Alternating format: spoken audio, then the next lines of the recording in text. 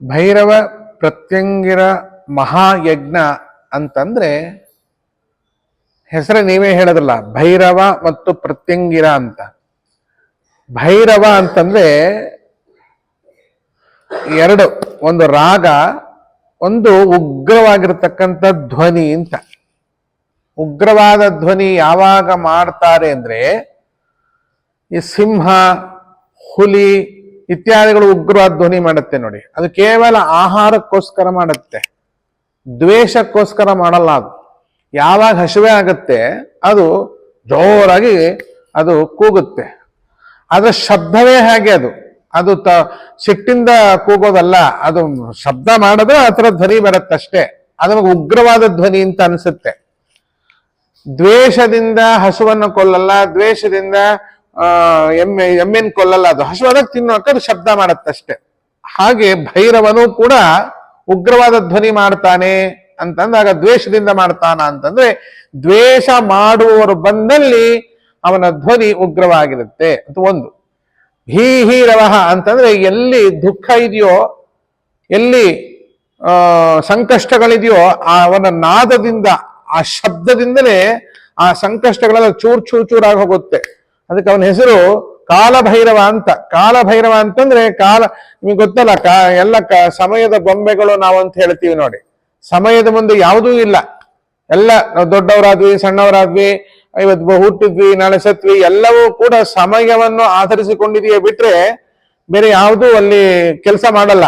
ಹಾಗೆ ಕಾಲನಿಗೆ ಭೈರವರು, ಕಾಲ ಶಬ್ದಕ್ಕೆ ಭೈರವ, ಶಬ್ದ ನಾದ ಮಾಡುವ ಅಂತ ಅರ್ಥ. ಅಂತ ಭೈರವ ಮತ್ತು ಪ್ರತ್ಯಂಗಿರ ಅಂತ ಇಲ್ಲಿ ಹವನವನ್ನ ಮಾಡ್ತಾ ಇದ್ದಾರೆ.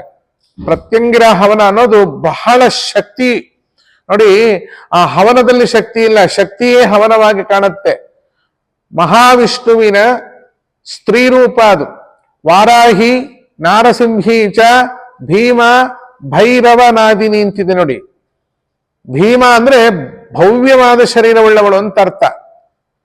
ಯಾವುದೇ ಒಂದು ವಸ್ತುವನ್ನ ನಮ್ಮ ಕಣ್ಣ ಹತ್ರ ಇಟ್ಕೊಂಡಾಗ ಅದು ಕಾಣಿಸೋಲ್ಲ, ಸ್ವಲ್ಪ ದೂರದಲ್ಲಿಟ್ಟಾಗ ಅದರ ಅಸ್ತಿತ್ವ ಗೊತ್ತಾಗತ್ತೆ. ಹಾಗೆ ಆ ಭೀಮಾಕೃತಿ ಹೇಗಿದೆ ಅಂತಂದ್ರೆ ನಮ್ಮಿಂದ ದೂರ ಇಲ್ಲ, ಅದು ನಮ್ಮ ಒಳಗೇ ಇರೋದ್ರಿಂದ ಅದರ ಆಕೃತಿ ನಮ್ಮ ಕಣ್ಣಿಗೆ ಕಾಣಿಸೋಲ್ಲ.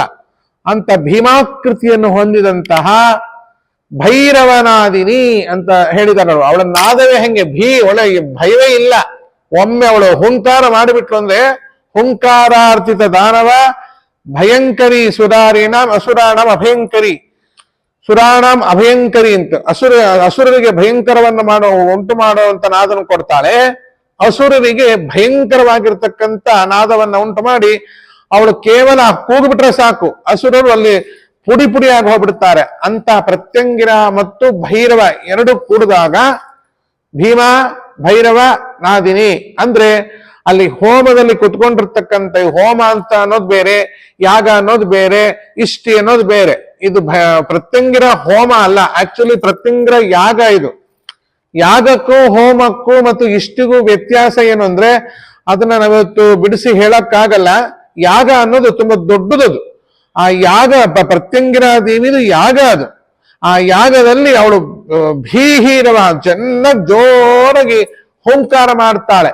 ಆ ಹೋಂಕಾರ ಮಾಡಿದ ಧ್ವನಿಯಿಂದಲೇನೆ ಮನುಷ್ಯನ ಅಥವಾ ಅಲ್ಲಿ ಯಾರಾದ್ರೂ ಆ ಹೋಮವನ್ನು ಮಾಡಿಸೋರು ಇರ್ಬೋದು, ಆ ಯಾಗವನ್ನು ಮಾಡಿಸೋರು ಇರ್ಬೋದು, ನೋಡೋರು ಇರ್ಬೋದು, ಇಂಥವ್ರು ಯಾರೇ ಕೂತಿದ್ರು ಕೂಡ ಅವರ ಎಲ್ಲ ದುಷ್ಟ ದೋಷಗಳನ್ನ ಆ ನಾದದಿಂದಲೇ ಪರಿಹಾರ ಮಾಡುವಂತ ಹೋಮ ಇದು ಭೈರವ ಮತ್ತು ಪ್ರತ್ಯಂಗಿರ ಹೋಮ.